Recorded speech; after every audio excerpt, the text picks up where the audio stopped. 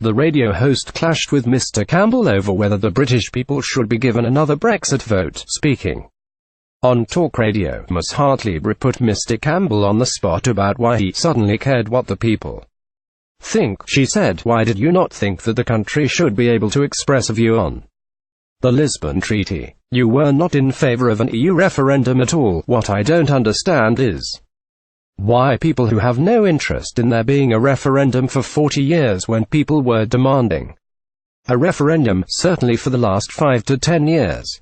BBC News Julia HartleyBrew mocked Alastair Campbell during the fiery Brexit clash. Why do you suddenly care so much what the people think? You don't even respect the result that we had in 2016, when more people voted for Brexit than have voted for anything else in this country ever." Mr Campbell asked the host whether he could answer the question before Ms HartleyBrew claimed that he had received plenty of time to talk. Mr Campbell said, "Can I answer the question?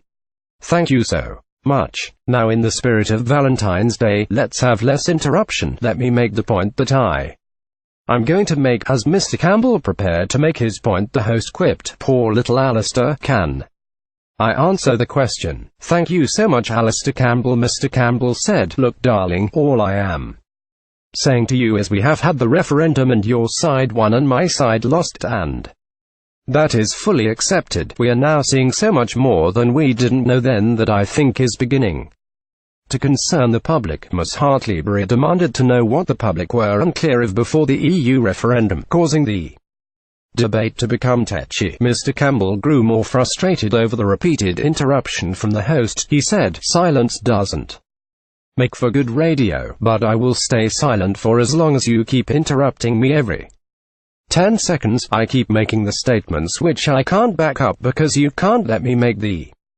point. Are you going to be quiet for a moment? At the moment you have the government, Labour and most of the media saying it is a done deal." Monday, February 5, 2018. Michelle Barnier and David Davis head to Downing Street for lunch meeting. "I am saying to you that if the public thought that there was an alternative route for this, I am convinced they would take it." The row comes after the Foreign Secretary Boris Johnson delivered a Brexit speech in central London today where he said the British people had made their voices heard when they voted to leave the European Union. He said, "I say to my remaining Remainer friends, actually quite a numerous bunch more people voted for Brexit than have ever voted for anything in the history of this country, and I just say in all candor that if there were to be a second vote, I really think it would be another year of turmoil and wrangling and feuding in which the whole country would be the loser. So, let's not go there. Let's instead unite about what we all believe in, an outward-looking, liberal, global future for a confident United Kingdom. Because so much of this is about confidence and self-belief." During his speech, Mr Johnson set out his aims for uniting the country as it prepares to cut ties with the EU.